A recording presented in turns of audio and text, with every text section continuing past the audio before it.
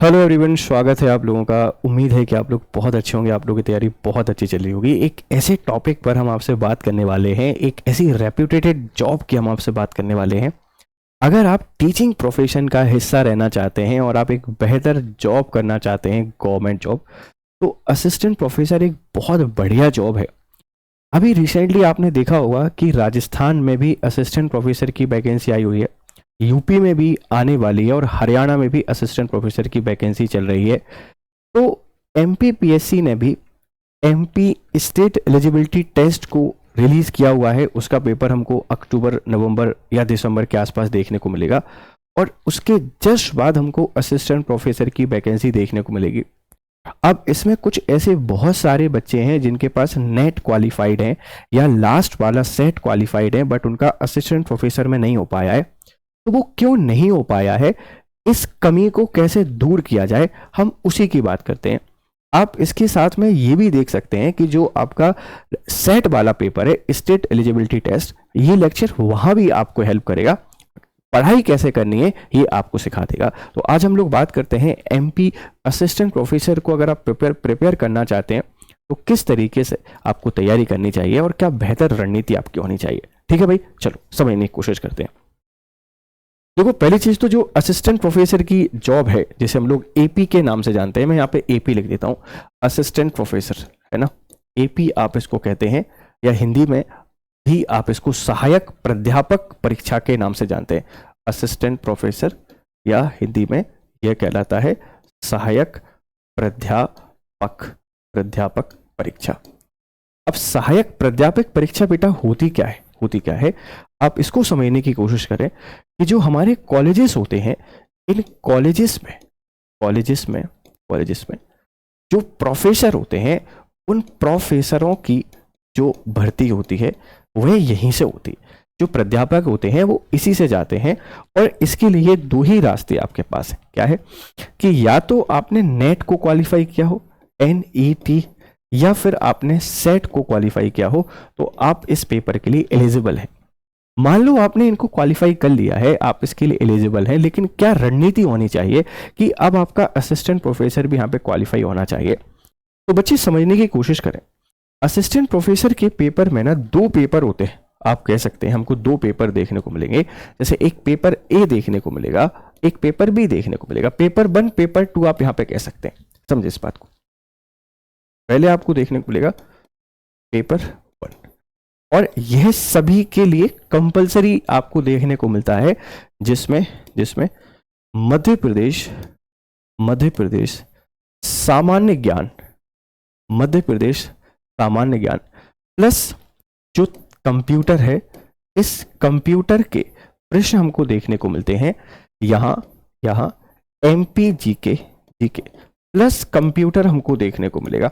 और एक मैं वादा आपसे कर देता हूं कि इस बार जब असिस्टेंट प्रोफेसर की वैकेंसी आएगी तो ये जो पहला वाला पोर्शन है ये डेफिनेटली हम आपको कंप्लीट कराएंगे, ये वादा है। लास्ट टाइम हम नहीं करा पाए थे, लेकिन इस बार जैसे ही नोटिफिकेशन आएगा असिस्टेंट प्रोफेसर का, हम उस पर काम करना शुरू कर देंगे और आपको बढ़िया तरीके से तैयारी कराएंगे पेपर 1 की। अब जब हम लोग पेपर 2 की यहाँ पे बात करते हैं, तो पेपर 2 या पार्ट बी आप इसको जो भी कहें, कोई दिक्कत नहीं है। पेपर जो 2 होता है यह आपका रिलेवेंट पेपर है, रिलेवेंट, जिसे हम लोग कहते हैं सब्जेक्टिव। अब आपका जो भी विषय रहा हो ये उस विषय से संबंधित पेपर होगा। जिससे मान लेते हैं कि किसी का पॉलिटी है तो उससे पॉलिटी पूछी जाएगी, किसी का जियो है तो उससे जियो पूछा जाएगा, किसी की मैथ्स है तो उससे मैथ्स पूछा जाएगा। तो ये हमारा रेलेवेंस पेपर आपको देखने को मिल जाता है। 2 पेपर होते हैं और दोनों ही पेपर की आप लोग बात करते हैं स्कोरिंग पेपर है, नंबर आपको ऐड होंगे और जितना अच्छा आप परफॉर्म करेंगे, जितने अच्छे नंबर आप लेके आएंगे, उतनी ही अच्छी रैंक आपको यहाँ पे मिल जाती है। इस बात को ध्यान रखना, ठीक है। हालांकि जो पेपर 1 होता है इसमें क्वालिफाइंग मार्क्स भी होते हैं कि इतने अगर आ जाएंगे, मतलब मिनिमम एक क्राइटेरिया इसमें फिक्स कर रखा है कि आपके पास 40% मार्क्स यहाँ पे आने ही चाहिए। अगर 40% से कम आए तो फिर आप समझ जाइए कि आपका सिलेक्शन यहाँ पे नहीं होगा। तो इसीलिए जो पेपर 1 है ना, ये आपको चैलेंजिंग हो जाता है, ठीक है दोस्त। तो हमें करना क्या है, देखो जो भी आपका रिलेवेंट सब्जेक्ट है ना बच्चे, पहले मैं आपके रिलेवेंट सब्जेक्ट की बात करता हूं, रिलेवेंट सब्जेक्ट की बात करते हैं, फिर हम लोग पेपर 1 पे बात करेंगे। जैसे आपका कोई भी सब्जेक्ट है, जो भी आपका रिलेवेंट सब्जेक्ट है, इस सब्जेक्ट में अगर आप अच्छा नहीं कर पा रहे हैं, अगर इस विषय में आप अच्छा नहीं कर पा रहे हैं, तो कहीं ना कहीं कमजोरी आपकी एकेडमिक्स की है कि आपने पढ़ाई सही तरीके से नहीं की है। तो मैं 2-3 चीजें आपको यहां पे समझाता हूं कि सबसे पहला काम तो आप ये कीजिए कि जो सिलेबस है, आप इस सिलेबस को अपने पास रखिए। और दूसरी चीज फिर आपको रखना है PYQ, ठीक है। सेकेंड नंबर पर हमको रखना है PYQ। PYQ आपके पास कम से कम लास्ट 4 ईयर के मतलब है 4 पेपर के होने चाहिए। और 4 पेपर के साथ में जो 4 स्टेट में अभी रिसेंटली पेपर हुए हैं, 4 से 5 या जितने भी रिसेंट स्टेट में पेपर हुए हैं, वह क्वेश्चन पेपर आपके पास होना चाहिए। और इसी के साथ में नेट का जो पेपर हुआ है, वो नेट और सेट के पेपर आपके पास होने चाहिए, नेट व सेट।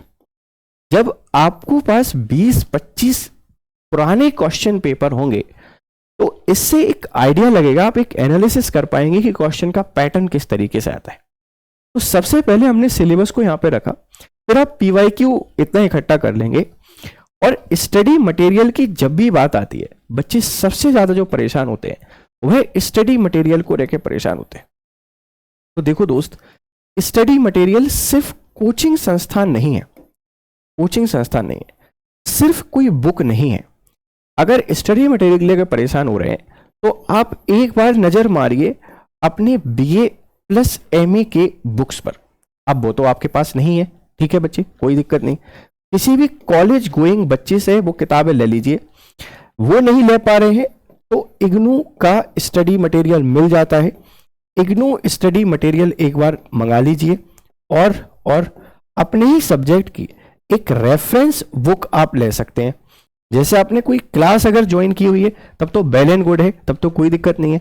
अगर कोई क्लास ज्वाइन नहीं की है, तो आप इस अप्रोच पे काम करके एक बार पूरे सिलेबस को थ्योरीली पढ़ डालिए। अच्छी तरीके से पढ़ना है। 6 से 7 महीने का टाइम आपके पास है, 10 यूनिट रहती हैं। अब इन यूनिट में जो सबसे बड़ा खेल आपको करना है, जैसे मान लो यहां 10 यूनिट है, 10 यूनिट। और एक बात मैं आपसे कह सकता हूं कि हर एक सब्जेक्ट में 7 यूनिट ऐसी होती हैं जो सिंपल रहती हैं, और 3 यूनिट ऐसी हैं जो थोड़ी सी हार्ड रहती हैं, मुश्किल रहती हैं। तो हमें क्या करना है, हमारा गोल क्या होना चाहिए कि हम जो भी सिंपल यूनिट्स हैं, हम इनको पूरी शिद्दत से कंप्लीट करें। और कंप्लीट करेंगे किस तरीके से, ये जो PYQ देख रहे हैं, इससे हमको पैटर्न समझ में आएगा। एक तो पैटर्न समझ में आएगा, दूसरा टॉपिक समझ में आएंगे कि कौन से टॉपिक डिमांड में चल रहे हैं। हम उन टॉपिक के उन्हीं क्राइटेरिया को पढ़ें जो अभी पूछे जा रहे हैं या पूछे गए हैं। जब नोटिफिकेशन आएगा, उसके बाद तो कोई भी बच्चा तैयारी करेगा। आपने नेट क्वालिफाई कर लिया है, सेट क्वालिफाई कर लिया है, और आप अगर असिस्टेंट प्रोफेसर को क्वालिफाई नहीं कर पा रहे हैं, तो आपसे ज्यादा आप कह लीजिए कि दयावान व्यक्ति कोई हो ही नहीं सकता। मास्टर्स की नेट क्वालिफाई किया, सेट क्वालिफाई किया, आपसे नहीं निकल रहा है कौन सा, असिस्टेंट प्रोफेसर, जो आपको एक बढ़िया जॉब दे सकता है। तो अपने पेपर पे काम कीजिए, इसमें बहुत अच्छा स्कोर लेके आइए, ताकि आपको टॉप मोस्ट मतलब कॉलेज मिल जाए, अच्छा कॉलेज आपको मिले, ठीक है। तो ये तो एक होलिस्टिक अप्रोच हो गई आपके सब्जेक्ट की। इसी के साथ में आपको नोट्स जरूर बनाने हैं। आपकी कितनी अच्छी कमांड है, इससे कोई फर्क नहीं पड़ता बच्चे, लेकिन हम कोशिश करेंगे कि अपने नोट्स जरूर बनाएंगे, नोट्स। और नोट्स बनाने के साथ में आप रिवीजन पर भी फोकस करेंगे। जितना हो सकता है उतना रिवीजन हमको यहां करना है, ठीक है, जितना हो सकता है उतना रिवीजन, और अपनी स्ट्रेंथ पे काम करते रहना है। और जो 3 यूनिट आपको टफ लगती है, मुश्किल लगती है, कोशिश कीजिए उसको आसान बनाया जा सकता है, कोई लेक्चर देखा जा सकता है या नहीं देखा जा सकता। ये तो इसकी काम हुई, ठीक है भाई। अब जो मेन समस्या है ना, वो जर्नल पेपर को लेकर है। जो पेपर 1 है, पेपर फर्स्ट, ये आपका कंपलसरी जो पेपर होता है,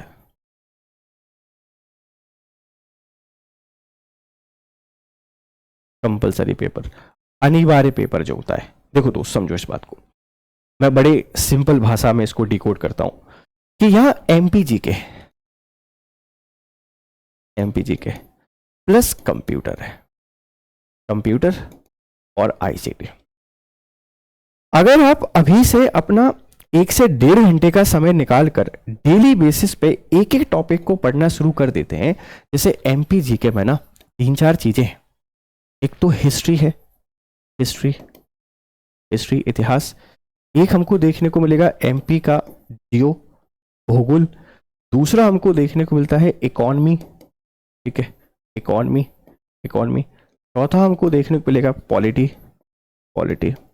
ठीक है, और अदर टॉपिक्स जैसे कल्चर वाला टॉपिक हिस्ट्री में ऐड हो जाएगा। यहाँ आईसीटी जो कंप्यूटर में आपको लिख रहा हूं ना, ये आईसीटी। इस तरीके से हमें कुछ यूनिट्स देखने को मिलती हैं।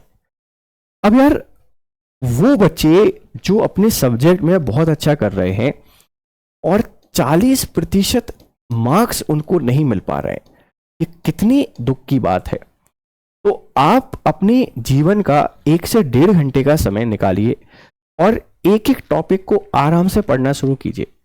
अभी से पढ़ना शुरू करोगे तो पेपर तक आसानी से तैयार हो सकता है, और यही अप्रोच आपको फॉलो करना चाहिए।